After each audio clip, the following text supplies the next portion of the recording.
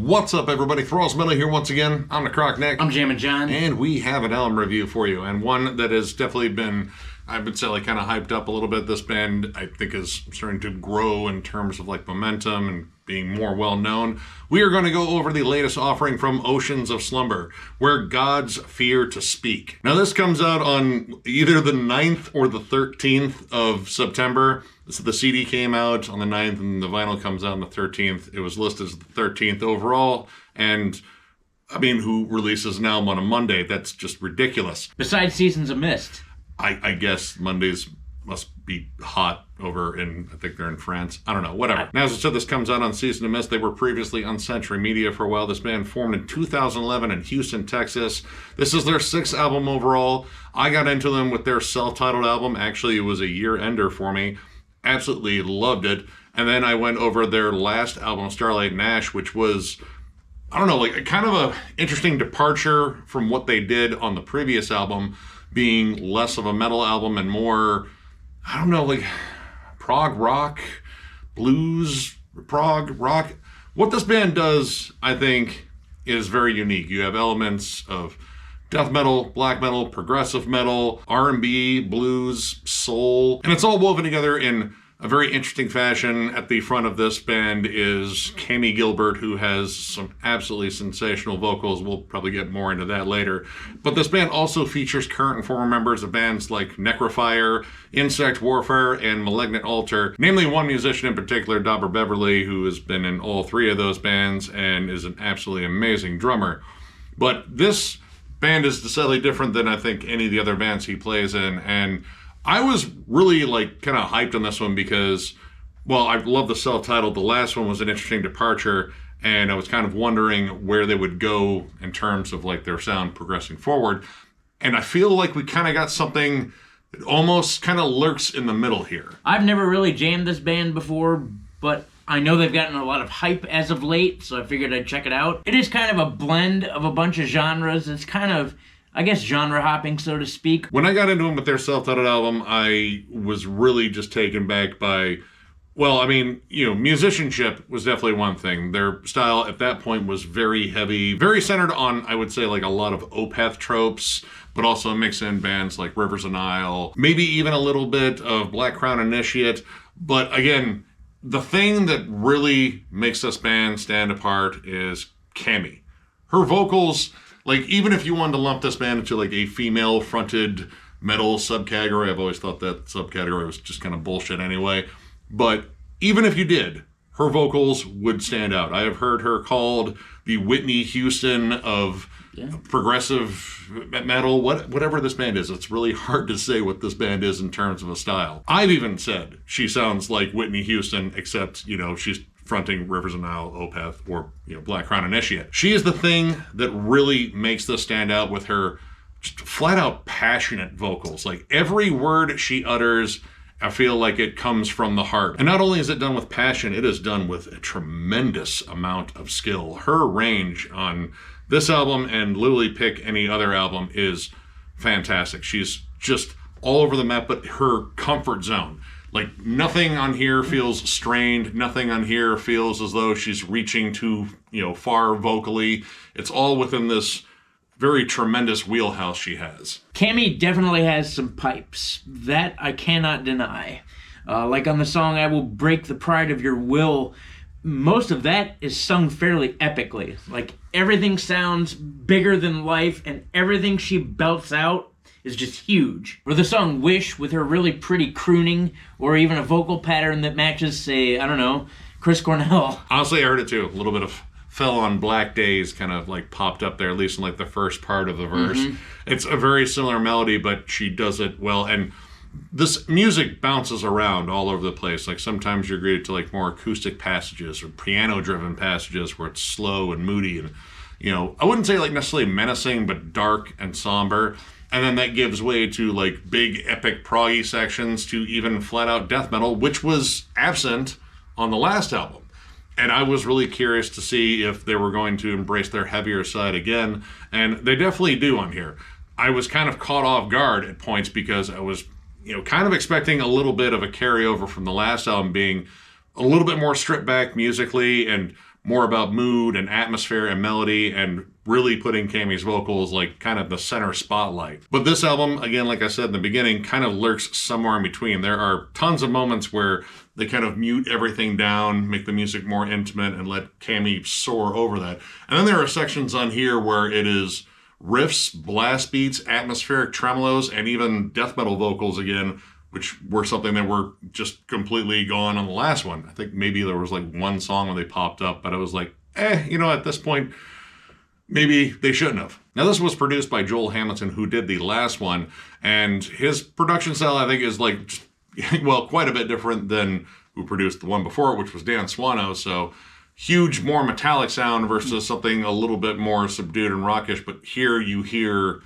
the metal elements come out, but it's, again, a very different production. The guitar tone itself, I don't feel as though they're like the most dominant heavy guitars, but they do have like a heftier crunch than the last one. The drums still have a good sound to them. They pop real well. The drum work in here is absolutely fantastic. Dauber's just a sick drummer throughout. Everything I've heard him on has been absolutely amazing. And hearing this band kind of get back to their more like progressive metal roots was kind of interesting. Like Run from the Light is just transition after transition. It has some really interesting kind of bouncy grooves. There's some stuff on there that reminds me specifically of songs on Opeth's Still Life. Yep. The huge sweeping dynamics on Don't Come Back from Hell Empty-Handed, because I feel like you should at least get like a shirt or something, or like a coffee mug that says, hey, I was in hell.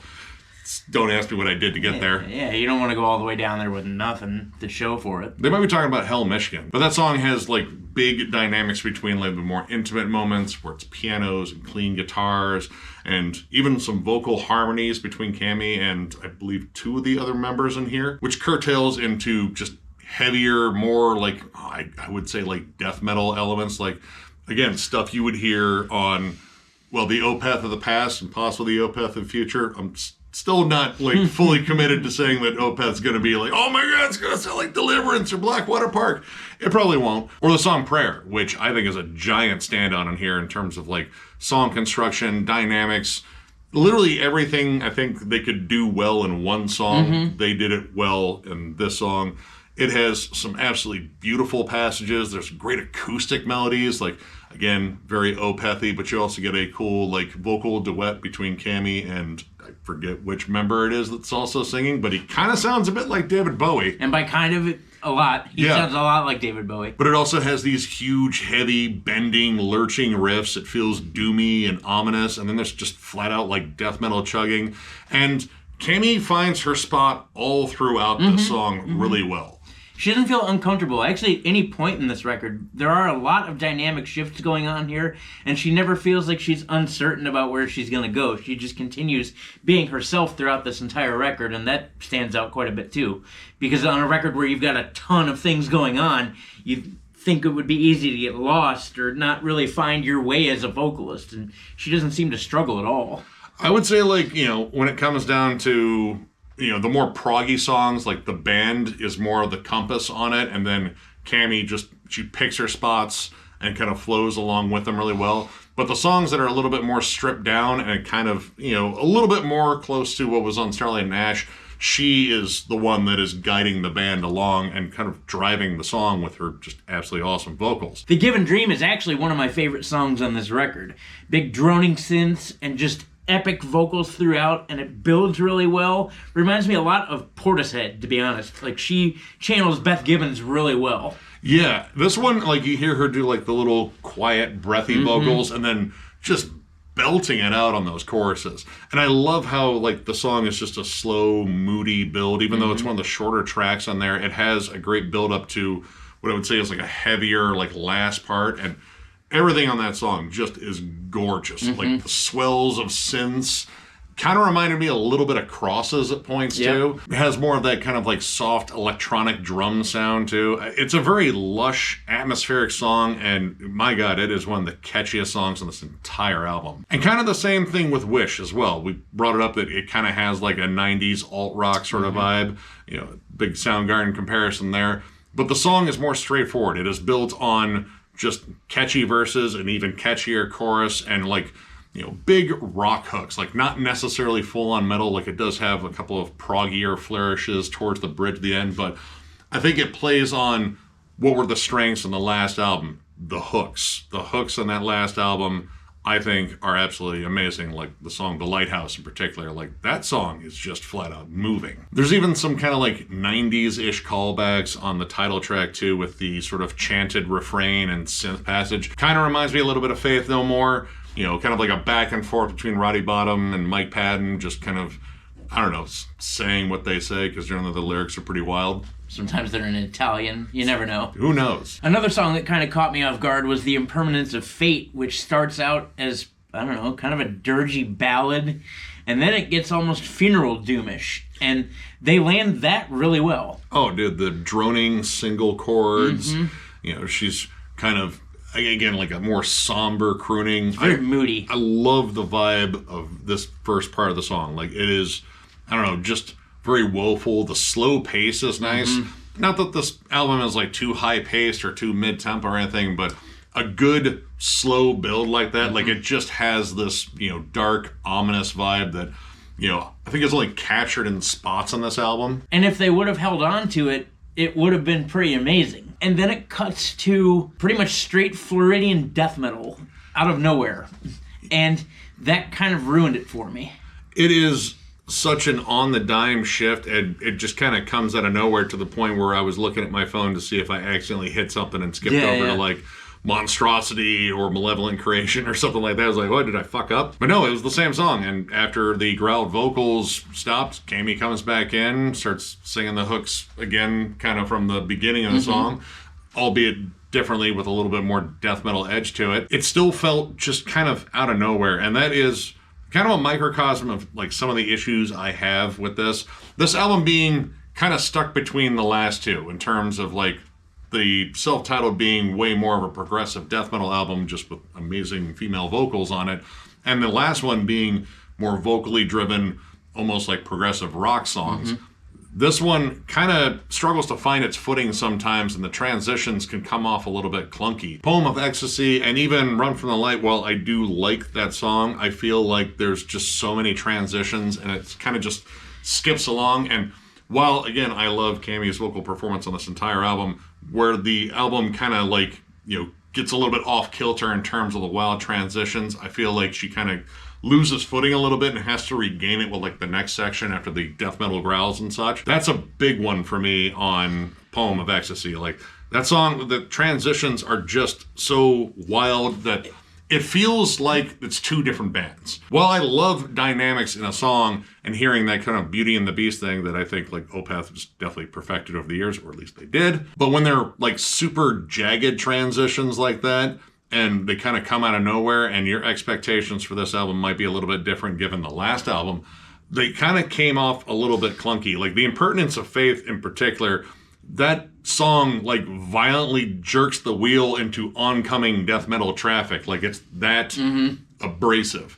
And Poem of Ecstasy, again, there's like a canyon between the two different styles there. I felt that way actually about a majority of the transitions into heavier metal in this record. Like sometimes to me it just felt out of place. To me it just felt like they were either out of place or like they couldn't quite figure out what direction they were going to take the song. So they just threw a bunch of stuff in it and figured like, maybe this will work, maybe it wouldn't. I thought they had a lot of that same issue in Run From the Light. While I did like how that song kind of harkened towards Opeth vibes, it was more of just, again, taking the wheel and just jerking it into oncoming traffic. And another issue I had would be where the vocals sat. Like, don't get me wrong, Cammy is a great vocalist, and I'm not denying that in any way, shape, or form.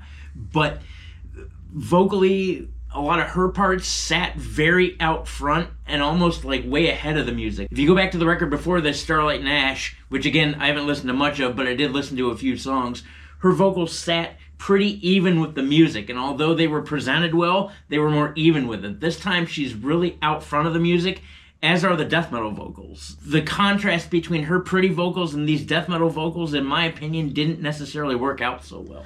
The death metal vocals also have like, weird effects on them too. Like I really wasn't a fan of like all the additional filters on there. Like there's some good powerful death metal vocals that show up, but occasionally you get these more, I guess you could call them like bellows, but they're bellows with like distortion on top of them. Now when this band like sticks to like grooves and certain passages of the songs, like in some of the longer, more dynamic, more proggy songs, I think they do a really good job. But some of these songs just don't hold still long enough for like that big hook to really sink in. And sometimes like prog isn't always about like quick transitions and constantly like throwing in different elements. Sometimes it is about holding still and building upon the moment. And there's just some spots in here where it just came across like very uneven, very uncomfortable. There were points where I just feel like they were reaching too far. And if this band is playing on their strengths, it's no shade thrown towards the rest of the band, it is still 100% Cami. Cami's vocal hooks, those are the relation. Like, those are the more intimate, personal things that you get into, because a lot of the lyrics, they come from the heart. Like, there's a lot of, like, dark subject matter that is very relatable to, I would say, like, any listener. So when the band locks onto a melody, or they're just in a more, like, quiet, intimate section of a song, I feel like everything really resonates there. The heavier parts, while I do think they're well done, sometimes they just don't fit. They feel like they're kind of like jammed in there for the sake of like, hey, we need a heavier section. Makes the songs feel kind of awkward, to be honest. Yeah. Like, just a couple times I was like, I don't know. I don't think this is necessarily a bad album. It just feels clunky at points, and it kind of, I don't know, like derails momentum occasionally, especially when like momentum gets built up. Like The Given Dream, I was like, wow, this is amazing. Same with Prayer. And then you get like a moment like, well, that just didn't quite fit. I will say I do like their cover of Chris Isaak's Wicked Game. It's not their best cover, because in my opinion, their best cover is Nights in White Satin, which they put on their second album, and I absolutely love that cover. This one, probably the most stripped down version I think I've heard of the song. It's just acoustic melodies and pianos and Cami just crooning her ass off. And I think, Jammin John was like, I don't know if I know this song. I was like, no, you know the song. Yep, I know it. Yep. And as soon as he heard the chorus, like, no, it's that song. I got it. Chris Isaac and I aren't exactly close by any means, so I wasn't sure. But you get to that chorus and it's undeniable as to what song it is. One of the most somber, peaceful versions I've ever heard, and it sounds cool. Yeah, no drums at all. It's just, her and just some kind of like light music in the background. And, while I will agree that her vocals might be like too out front in here, I like how they're recorded, because she doesn't sound like she's overloaded with effects. They sound very natural and organic, which means I want to see them live, because, I have a feeling she absolutely owns live. But overall, I got to give this 3.5 stars, which was, I think, the rating I gave in the last one, but that was kind of for different reasons. Like, I kind of missed the heavier aspects. Here, the heavier aspects occasionally feel a bit intrusive, and it kind of takes away from the flow of the music. Like, sometimes I feel these songs are a little too busy for their own good, but sometimes they absolutely nail it, and they are busy. Like Prayer, again, I think is a fantastic song. It's busy, it's loaded with transitions, but they all seem to sync up really well.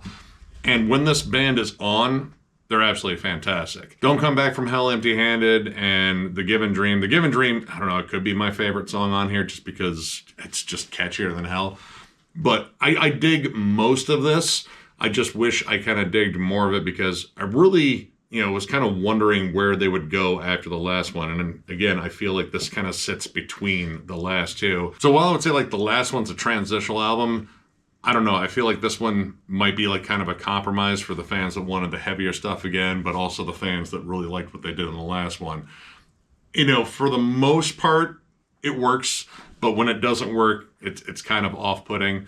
But still, if you're a big fan of, again, Opeth, Black Crown Initiate, Rivers Nile, stuff along those lines, definitely check this out. It's definitely worth a listen. I'm going to go ahead and give it a 3. This record was all right. When they nail it, they nail it. Again, songs like The Given Dream, I Will Break the Pride of Your Will, Prayer, and the beginning of Impermanence of Fate, they do it really well. There were moments where even the heavier things did land well. Big down-tuned guitars, a bunch of chuggy, riffy moments. Again, the drum work is phenomenal. When their transitions work, they work. They don't work all the time, in my opinion. And again, some songs feel kind of uncomfortable and uncertain. In my opinion, it sounds like sometimes they weren't entirely sure of where they were going. and what they were going to do. Transitional albums are tough, and if that's what this is, and they're trying to incorporate, some of their old sound with their new sound, they just need to work out the kinks, and I think that's kind of what's going on here. To be honest, even though I'm a giant death metal fanatic, I'm not a real big fan of the harsh vocals. Again, sometimes they didn't hit every time, and the growls I thought were very out front, again, much like her vocals were, but the growls I thought were kind of dry at times. In the end, it felt like I had listened to 10 albums, which isn't necessarily a bad thing. It just, again, I don't know if they hit everything the way they wanted to hit. Still, nonetheless, it is a pretty decent record. Again, if you're a fan of Opeth, Rivers of Nile, Black Crown Initiate, Crosses, Portishead, and a small myriad of other things, you might really enjoy this. Nonetheless, I recommend checking it out. So, if you enjoyed this review, give it a thumbs up, and if you are new to the channel, subscribe, because we do stuff like this all the time. We are also on Patreon. If you'd like to help us out there, there's a link down below, thrallsmetal.com. Our Patreon link is there. It is also in our channel, up in the banner in the bottom right-hand corner. But if you're looking for Thralls Metal stuff, you have to go to thrallsmetal.com. We have t-shirts, both old and new. The old ones are discounted, provided we have your size, and we even have hats, too. So if you're looking for any of that stuff, click the link down below. And as always, tons of stuff going on at Thralls of Metal, album reviews, discography ranking, multiple chat forums, Nick's never-ending collection updates, states of metal, is it not metal? You'll hear it all. You'll see it all. One of the reasons we keep doing all this is because of you guys. We appreciate all of our fans, our subscribers, our friends. Thank you for supporting Thralls of Metal and continuing to make this a pretty gigantic channel, which we never thought it would be. Thank you. Yeah, you guys absolutely rule, and again, tons of content coming your way. So one more big thank you because of all your rulage, and we will catch you later.